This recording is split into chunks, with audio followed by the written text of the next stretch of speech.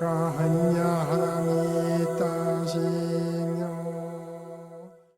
name is Bob Caron. I'm a board member and instructor at the Institute for Zen Leadership. And I'm here with Dr. Ginny Whitelaw, as well as some of our other fantastic staff. And I see other instructors and people from IZL here on the call. So I'm excited to hear your voices and hear your questions and contributions as the about hour of next hour progresses on.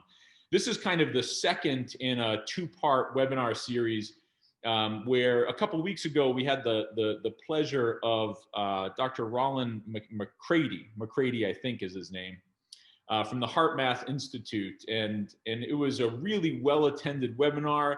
And Rollin, who is this really kind of hardcore research guy, was like all in his data, right? And he was going through this webinar and showing us all these fantastic studies that he had done, both on the sort of coherence or the rhythms and signals that we can read from inside our own body, especially around heart rate and heart rate variability, how that sort of matches up or syncs up with brain waves, especially when we slow down and slow our breathing, and bring forward, emotions like gratitude and appreciation and love and kindness. And then he got into all this data around how that kind of syncs and matches up with, more global electromagnetic signals. And he traced it all the way back to the sun and the signals that we get from the sun, or the waves that we get from the sun, and how that influences our electromagnetic signals on Earth.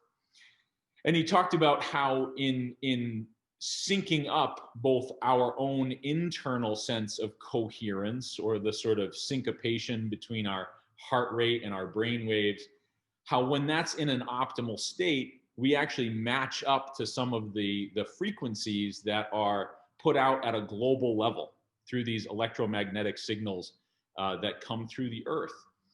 And I think what was striking for me and a lot of us on that webinar was that, for folks who have been in meditation and yogic practices and so many, ancient wisdom traditions, this has been intuitive to us for a long time.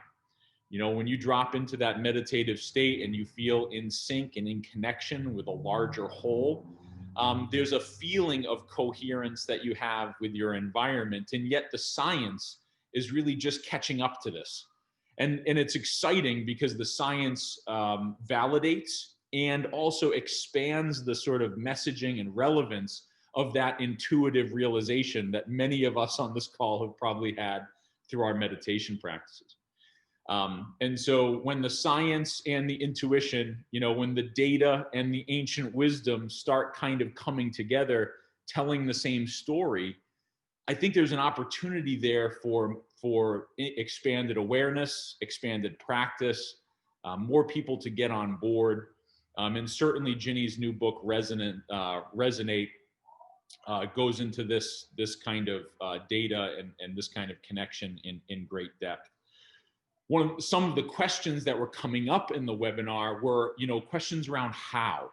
Like, okay, that's super cool, and yes, we get it, but how do we drop into this coherent state inside of our own bodies? How do we help connect with the frequencies and rhythms of the people and nature around us?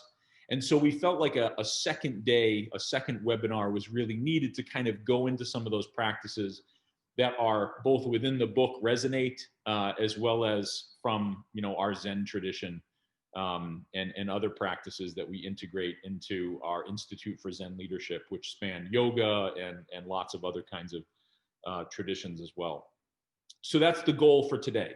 This is going to be an experiential webinar, so definitely get ready to either get up, get moving, get breathing, adjusting your posture and things like that.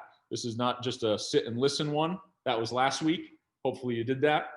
And I think I'd like to hand it over to Ginny Whitelaw, who's going to start us off with a little bit of connecting this idea of coherence with resonance, and then taking us through some exercises to get there. Thank you so much, Bob. And thank you all for making time to join us again. We're so glad you're here and so glad of your interest in something that we clearly resonate with, how to put this in the body and how to address the other questions that came up for you last week or last time, it was 2 weeks ago, that maybe we didn't have time to get to. So this is your time. This is your time. If you have questions at any point, feel free to write them in the chat. We'll get as much as we can. I really encourage you to come on video because Bob and I are going to be taking you through some exercises where having the visual cues of one another would be really helpful. So truthfully, we don't care if you're eating your lunch. That's just fine with us. That's no problem. But if you can come on video, I know sometimes bandwidth limitations make it not possible or practical, but we really encourage you to do so. We would love to see you. Um, I just wanted to start out with clarifying this question that had come up last week that we didn't really have time for about what's the difference between coherence and resonance. Are we talking about the same thing? Are we not talking about the same thing? What the heck is the relationship between coherence and resonance? Well, to resonate is to vibrate with. It's when waves come together and they're going to interact. It's a fact. Something's going to happen. Just as you see on waves of water, they come together and they're not going to do nothing. They're going to do something. They're going to either add up, interfere, cancel each other out, make new patterns. Something is going to happen. And as the energy of one wave affects another wave, that transfer we call resonance. Now, sometimes very interesting things come out of that, like particles come out of energetic conditions, at certain resonant frequencies, or bridges break at certain resonant frequencies, right? But what coherence especially can do in us, in our body, it's when waves add up. When you can get nested waves adding up their effects, we call that coherence. So when there's a lot of chop in the water, it's incoherent. When waves add up to a bigger signal, it's coherent. Now, so for example, you've seen me use my bell and my the socks. So in a simple case like this, the waves can add up because they're able to run around this bell and reinforce with every pass. If there were the tiniest break in this bell, the waves wouldn't add up. And it would sound like this. Dull, as flat as could be. How do we know this? Because we dropped one of these on some concrete at the dojo, and it got the tiniest crack in it, and it broke the bell. It no longer rang. So we really see you need a way for things to add up to get what we call coherent resonance. And then you've seen me do this too. If we start stuffing tension and difficulty and socks into a coherent instrument, what we can destroy its coherence. Why? Because as the wave starts, it rubs against the sock where it can dissipate its energy. And then dissipate energy and dissipate. So it doesn't add up, it dissipates instead.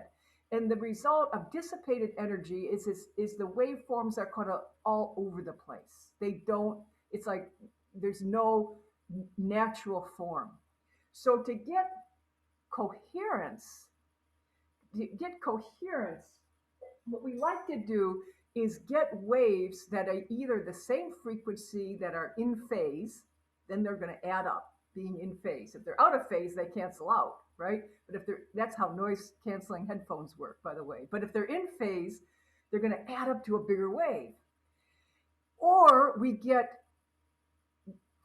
multiples of that frequency together, kind of like nested salad bowls, if you could picture that, with your nested Russian dolls or something. But we get multiples of the same wave. So if you had a bowl that's this big, you could fit 4 little bowls in it, and it would hold it in a sense. That would be an example of things being able to add up. So what happened? Why am I telling you this? Because your body has that capacity. As you heard Rollin talk about last week, at about 1/10 of a hertz, or figure once every 10 seconds, is the frequency where brain waves and heart can come into a harmonic together. They can come into coherence. They can get their waves to add up. So how do we reach that? They have their method where they touch the heart, and by touching, touch brings awareness to an area. Mind, remember, is a relational embodied process that directs the flow of energy. Thank you, Dan Siegel. Right? So we can direct the flow of energy with things like touch. So our mind brings energy here. Oh, okay. And then, and that's where HeartMath is really focused, even in how to get global coherence. So how do I get my signal to add up with yours, to add up with ours, to add up big time? That was the whole global coherence project that they're championing in a marvelous way. One of the directions we also take it in our training is to bring hara into this picture, the lower abdomen. The lower abdomen, when it regulates our breath, allows it to slow down.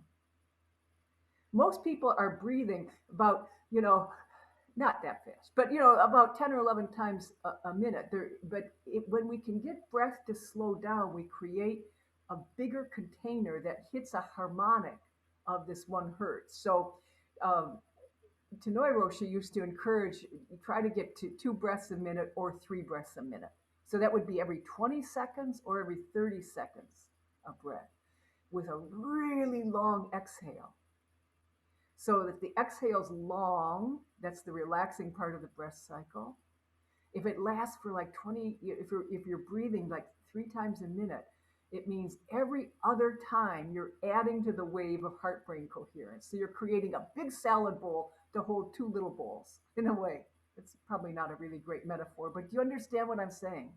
It can hold it. The breath holds the other frequencies. And so the whole system can cohere. So let's just play with that for a moment. Let's stand up. I invite you to stand up anyway. And just soften your knees. Feel your big toes on the earth.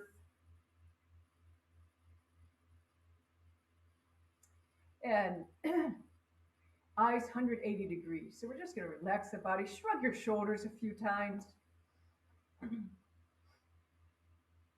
And let's just slow the system down so we can just listen for a feeling of how it can sort of get into coherence. So to do this, we'll just use our hands and guide our hands in some simple hara breathing.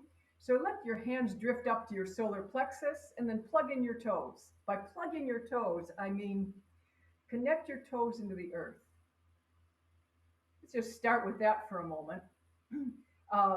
Okay, forget the hands for just a second. Just plug to the earth. Can you feel a presence of bareness in the lower abdomen that goes away when you unplug them? Can you feel that? Just give me a thumbs up if you're feeling that. I'd like to get a sense of, all right, good, excellent. So plug in, unplug. If you're a skier, especially a downhill skier, you know the importance of using your toes and controlling a turn. But we're going to use it to set the hara, because we're going to get the hara to regulate the breathing from underneath the lungs. And that'll let the deepest, slowest breath that your body has access to today, it'll let the deepest, slowest breath come through you. And let's see if we can get down to something like 3 breaths a minute so that we can get that harmonic of the heart-brain coherence. So breathing in, toes are relaxed, but now it's solar plexus. Turn palms to the earth, plug in the toes, and breathe down.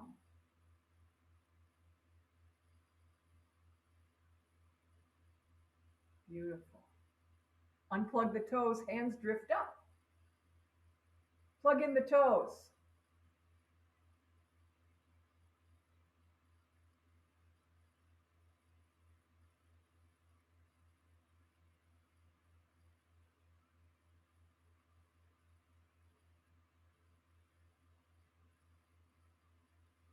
Relax, in-breath comes. Connect big toes, in-breath, out-breath settles. Goes right through the hara, right through the big toes.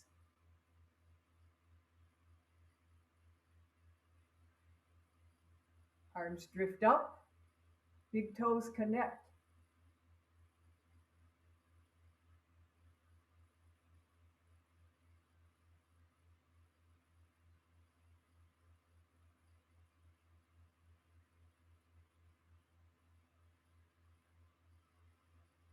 Big toes release, arms drift up, in-breath flows in on its own. Toes connect, the breath settles.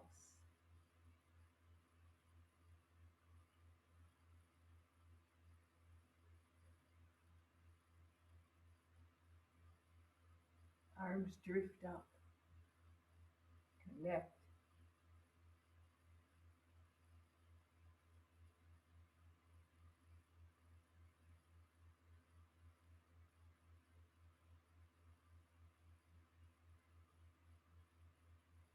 Beautiful.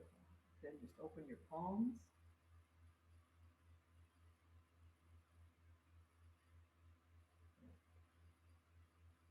Check in with your state.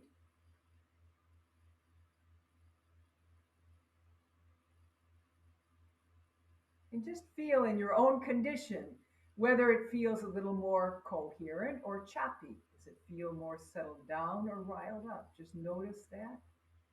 Our subjective experience of the coherence is a pretty reliable signal of whether things are coming into sync.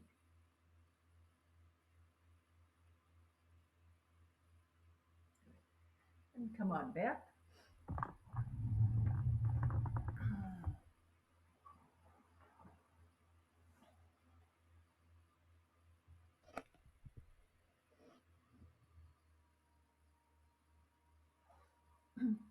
And now sitting. This position is the one that we're using a lot these days, right? Now you're sitting in front of a computer.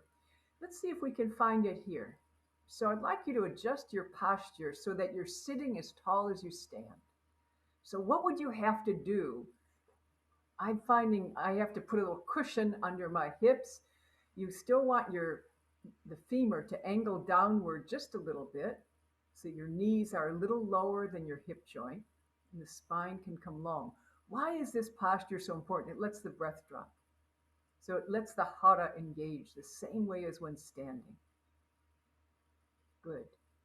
And then let's send the sound of O straight down to activate the hara. And as we send it down, we'll have a feeling, we'll exhale all the way through the sound of O. You can stay on mute, but I'll stay off mute so you can hear me. The sound of O all the way down through our center. Let's just try it.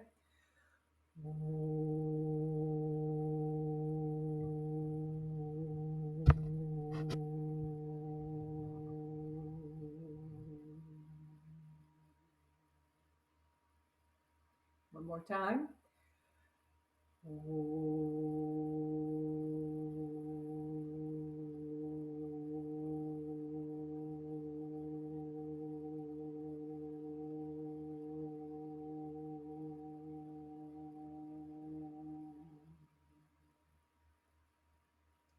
Good.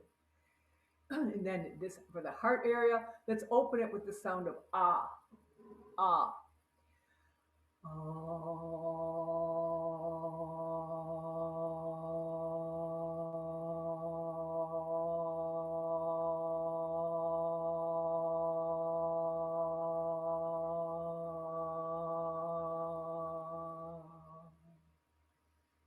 One more time.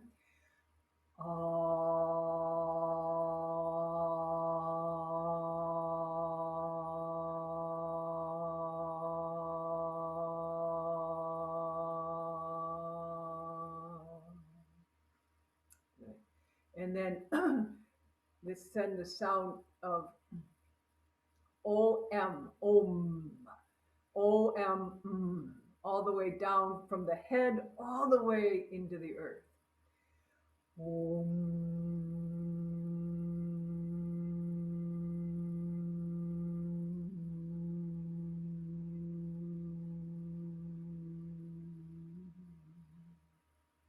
Once more.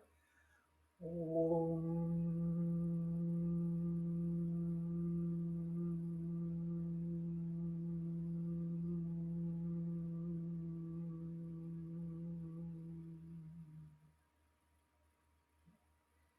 open your palms and relax.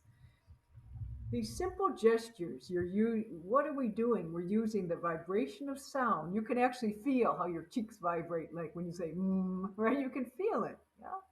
We're using the vibration of sound to open up little tensions in the body so that what are we doing as we open up the tension? We're letting the wave naturally move through. So we're creating more coherence, less chop.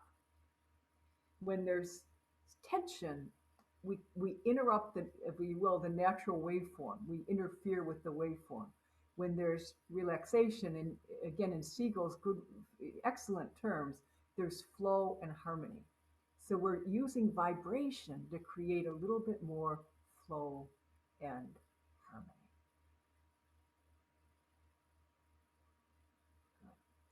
So with that, Bob, let me turn it back to you. And I'm going to take a look at the chat for any questions that have arisen. Great. Go ahead. Thanks, Ginny. Just a raise of hands. How many people feel a little differently right now than they did at the beginning of the call? A little differently, yeah. And that difference, I mean, I feel it too, is something to notice, right? No judgment when all of a sudden someone starts talking and your energy shifts, or all of a sudden your mind starts going to what are you supposed to do in the next hour. That's what happens. Welcome to being human. I've spent a little time on a cushion, as I know a few of you on the call have as well, and I've never gotten through a sit without my mind wandering a million times. But it's interesting that when we do connect with that sense of internal awareness, when we've got body and breath and posture aligned, and when we sort of quiet the noise, it's like we just feel different. And I want to just apply what we've experienced to now bringing that awareness out beyond our skin, right? Because it's wonderful to feel aligned. It's wonderful to feel our body and breath. It's wonderful to feel gravity. But the point of this training is, how do we be useful in the world? You know, our institute, the Institute for Zen Leadership, is not the Institute for Relaxation. It's not the Institute for Coherence or even, internal peace of mind. It's the Institute for Zen Leadership. And in leadership, that's where, we're trying to add value to the world, right? We're trying to get to that place of our authentic true self, and out of that place, add value to the folks, people, and challenges around us. And so how do we translate this into usefulness that goes, past this internal awareness into relationships and into being more in tune with or at resonance with other folks? So that's where I want to maybe add a contribution today. My background is similar to Ginny, in that I went and got my doctorate in human movement sciences. Hers was in biophysics, but I was an Aikido teacher, as she was, for many years. And when it came time to go get my doctorate, I was like, how do I get a doctorate in Aikido? That's what I really want, Seeing as that wasn't available, I was trying to find like the next best thing. And, long story short, I ended up in a doctoral program in human movement, where we studied really cool sciences around how people connect with one another physically. And one of my collaborators, my research collaborators, happened to be one of my Aikido students. So we did this really cool Aikido study where we were taking a look at, like, from a martial arts standpoint, how could we measure the difference in skill between, really highly experienced Aikidoists and maybe people who, are less experienced, and people who we just pulled off the street and taught them something today. And we did this really neat study where we put people in a lab and We had them doing this exercise together, and we were able to measure essentially their ability to entrain or to get into sync with one another in their movement. And we used some really precise measurements, and we were able to clearly differentiate that the people who were most skilled were able to read, sense, and respond to the other person who was attacking them in such a clear way that they could get just slightly ahead of the timing every time. And to further challenge them, what we did is we actually put weights on people's arms. So instead of just having people with their natural frequencies of their arms and what they were used to, we strapped them with heavy weights on their wrists, and we had them do all these different exercises. And despite all those perturbations, what we found was that the highly skilled people could tune in to the person across from them, no matter how badly we perturbed them. No matter what else was going on, the people with skill were able to maintain connection and, in fact, lead the connection in a sort of responsive and listening way, in a way that the people who were unskilled or even less skilled couldn't hope to achieve.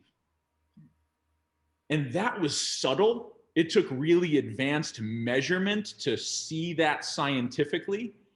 But anyone on this call who's ever done anything from ballet to yoga to Aikido to other kinds of skilled movement, you know what that feels like.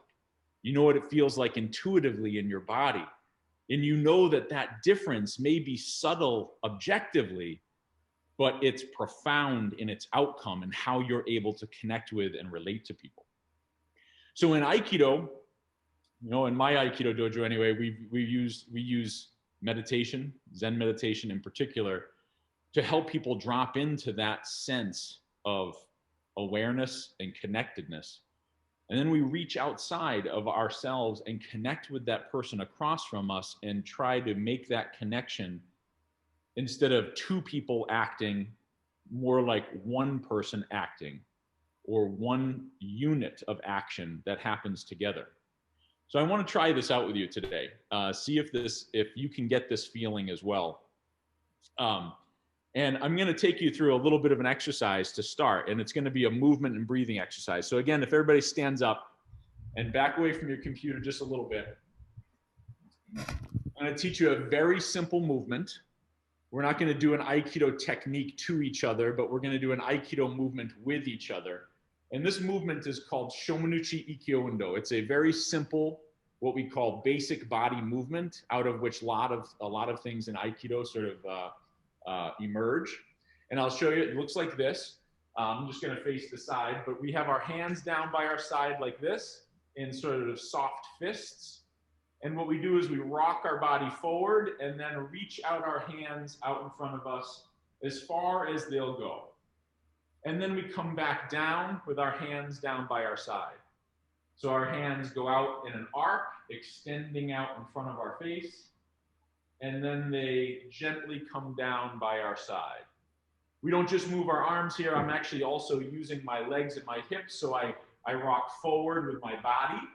So you rock forward with your whole body back and forth this way, even without your arms. You can feel your body swaying back and forth, back and forth. And then what I do is I'll add the arm movement we just learned to it. So as my body comes forward, my arms go forward. And then as my hands come back, my body goes back. So Bob, are your feet and arms? Are your feet together, or is one in front of the other? Actually, one foot is in front of the other. That's a really good question. So one foot is in front of the other. You can choose whichever foot, it doesn't matter. But your whole body rocks forward and your arms extend. Your arms come back and your body rocks back. And let's do this together. I'll do it on a count, all right? On one, we'll go out, and on two, we'll come back. So it'll look like this. One, go out. Two, come back. Can I ask another question? Yeah. So with the front foot, are you putting all your weight on the front, or are you keeping your equal weight on both feet? So my weight shifts.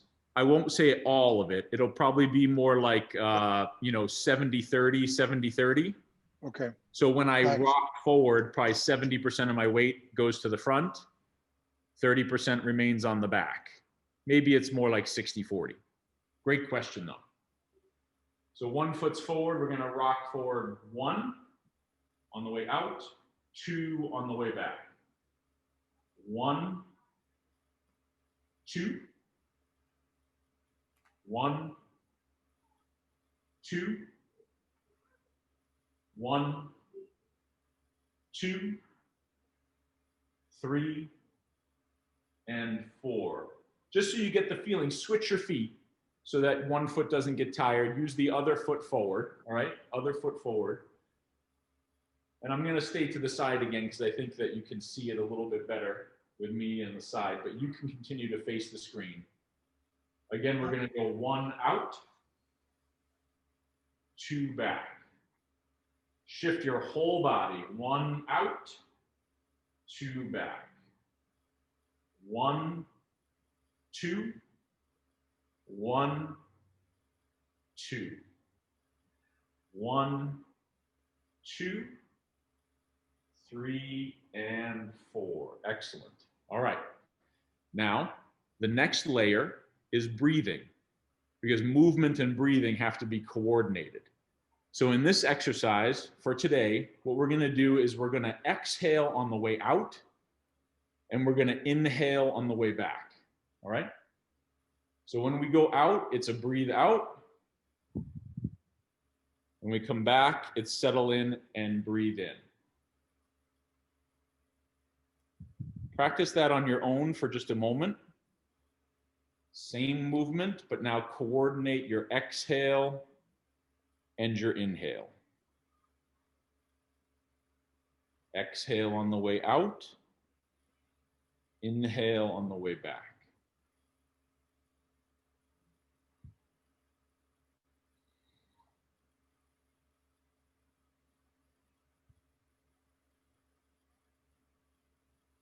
You can go as slow or as fast as you'd like.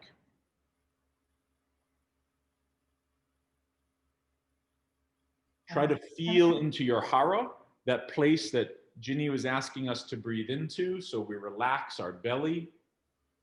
And as we inhale, we should feel that lower abdomen expand.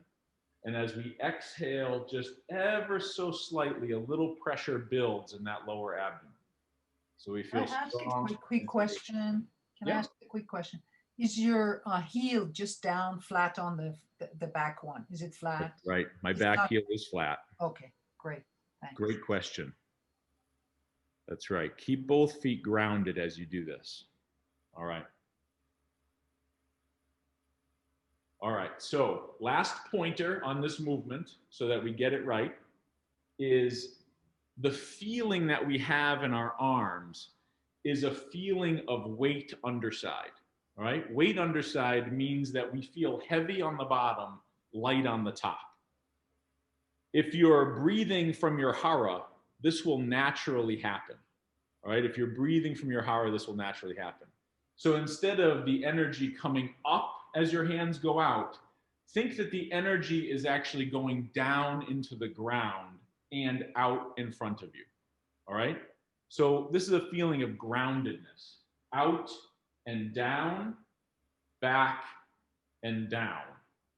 Out and down, back and down. And we should sort of feel a sense of connection to the ground as we do this. All right. All right. Now let me just relax for a moment and let me help you. Let me frame a little bit of the challenge in doing this with a pair.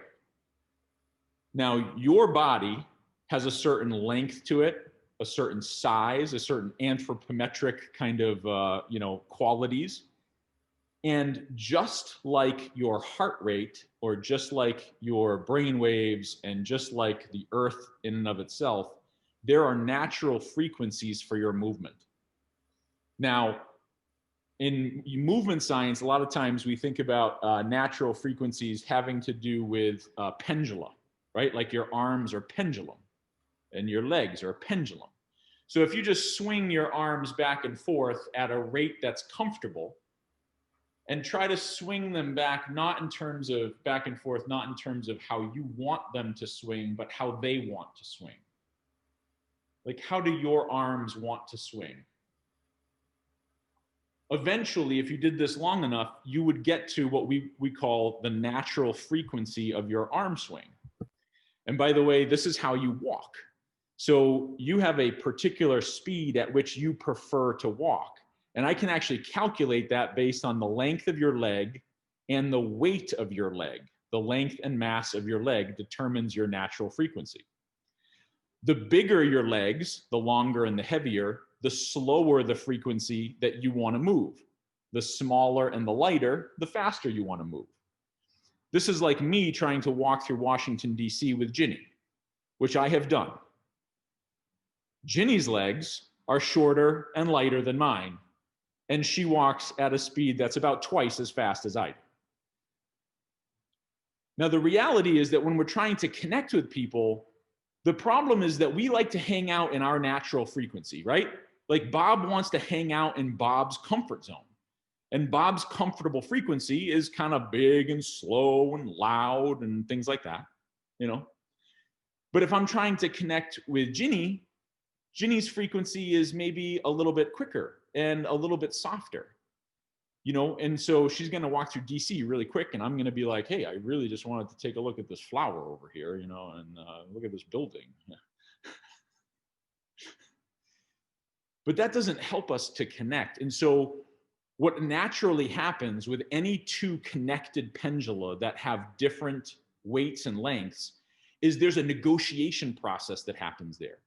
There's actually a combined frequency where there's a natural frequency of the system. There's a natural frequency of the pair. And so these two oscillators come together, and it's not like one gets to dominate the conversation. They have to kind of negotiate this. And I mean, if I'm not talking about relationships to you, what am I talking about here, right? Relationships and oscillators, same thing.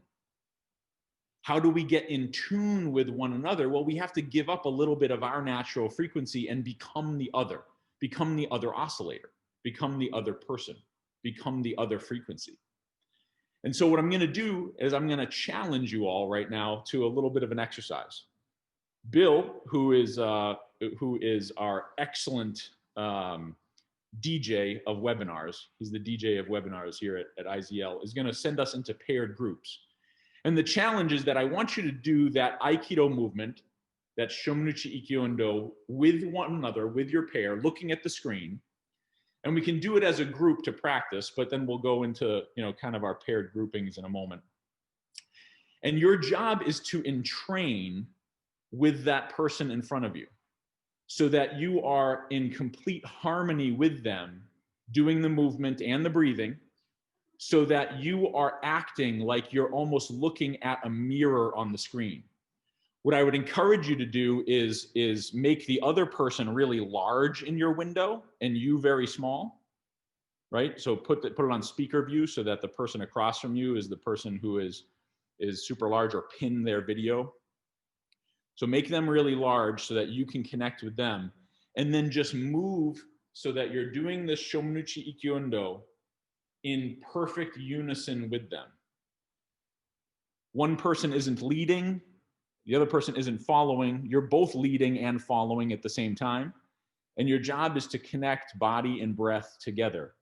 See if you can do that long enough where you feel like you've made a really intense connection. That might take maybe 20 or 30 times of doing this together, maybe even more. I'm going to give you about 5 minutes to do that. After you feel like you've really entrained, that you guys have essentially gotten to a place of resonant frequency with one another, where you feel like your movement and your breath are happening as one, then stop the movement and sit down. And I'd like you to have a conversation in that state of resonance. And the conversation, the cue question for the conversation is, what's going on for you right now? What's going on for you right now? One person is going to speak and the other person is going to listen, and listen not with the intent of trying to fix their problems or fix what's going on for them right now, but just try to feel what it's like to be that person for 5 minutes. Respond, but respond from compassion. No need to coach them, no need to train them, no need to solve the problem, but just respond from compassion. Switch. What's going on for the other person right now? Other person listens, using that feeling of breath and connection that you had in the movement. I'm going to give you 5 minutes each. So this is going to be a 15-minute exercise. And then we'll come back and see just what you felt. See how you felt after that. Does anyone have any questions? Yeah, before we start, Bob, when we are doing this practice and one person is going this way in front, will the other one be going in back? No. Good question. So I want you to be in perfect harmony where both are extending out toward the screen at the same time, both backing away from the screen at the same time. So let's try this together. Ready? I have one question. Oh, go ahead, Dory. When we do it together, do we switch like whenever we feel like switching and then the other person switches the legs? Yeah, if you want to switch legs because it might get tiring, yeah. Go ahead and switch legs whenever you need to. Okay. You'll notice that when you switch legs, you'll probably fall out of sync with the other person, and then you'll need to get back into sync with them. That'll actually be a really nice aspect of the exercise, a perturbation in some respect. Mm-hmm. Good question. So let's just try this once before Bill sends us out. We're all going to try to extend and come back.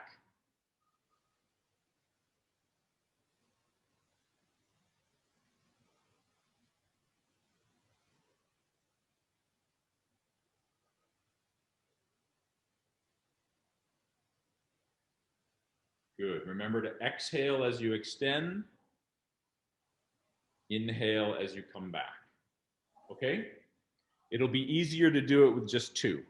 Go ahead and break out, Bill, if you can. And we'll see you in 15 minutes.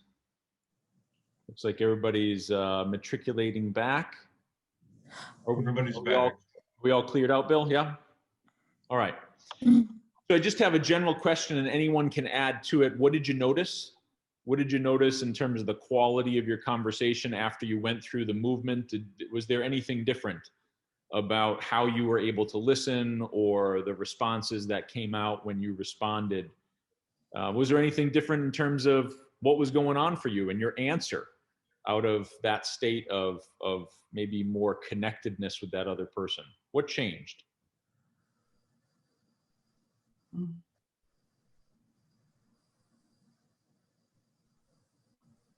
Cynthia, looks like you want to say something there. I'd like to say, I feel just like I knew Binata for a long time. And I listened to her very joyfully. I love to listen to her. Good. Great. Thank you. Like you've known her for a long time. Yes. But what happened, I think the timing, we thought each of us will have 5 minutes.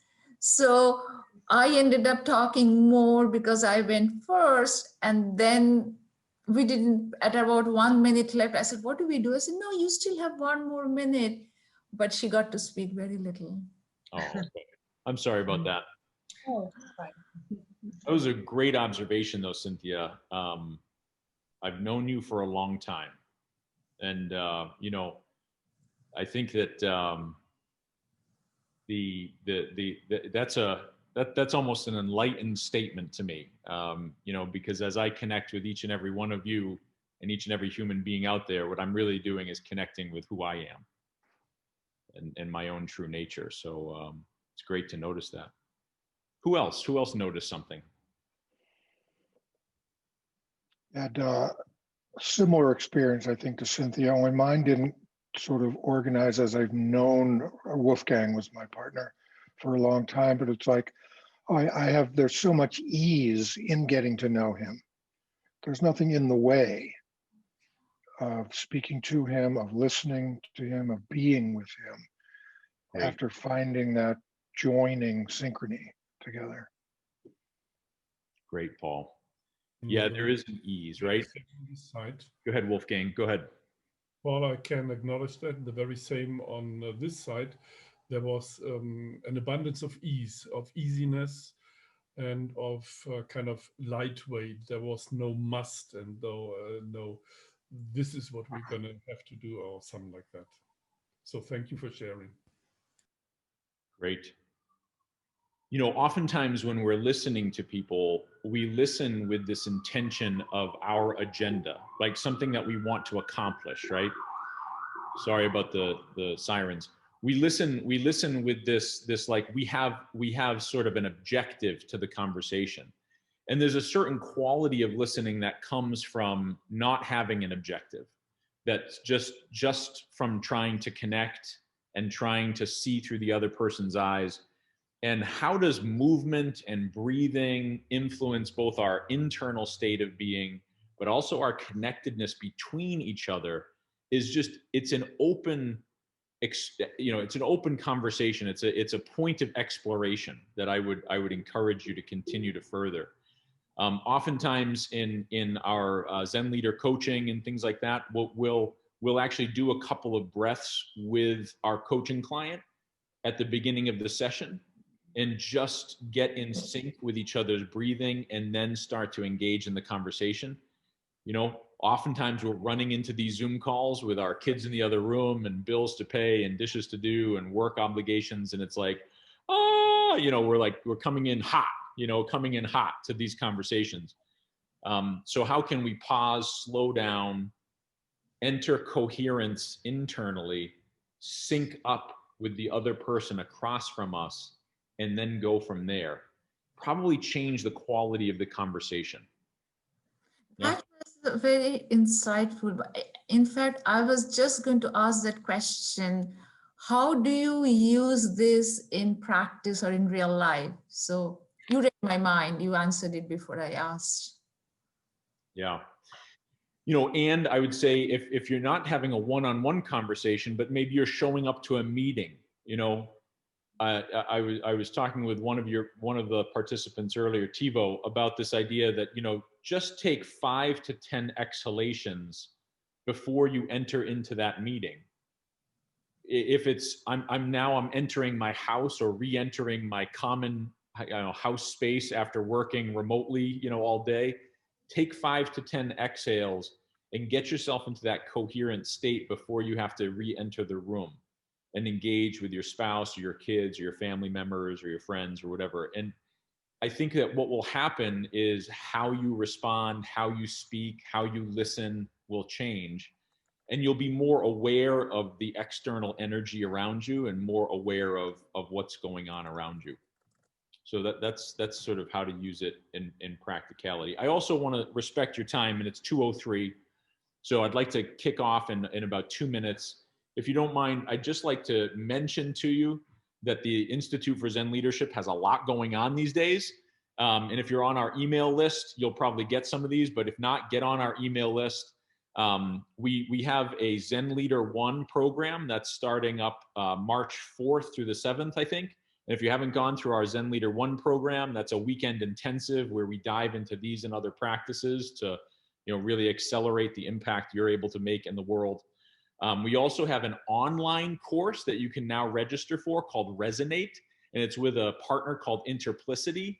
I think the registration on that is really inexpensive. It's like $400 and change for this 6-week course where Ginny will be doing both live training with you as well as asynchronous video-based stuff, and you'll do some peer coaching in that. Check out our website and some emails on that 6-week online residence course. I think that starts in February. We've also added one-on-one coaching services where myself and many of our other really wonderful Zen Leader coaches, including Emily, who does lots of Phoebe coaching for us, will take you through and work on your personal goals in a one-on-one kind of environment, integrating somatic and body practices like we did today.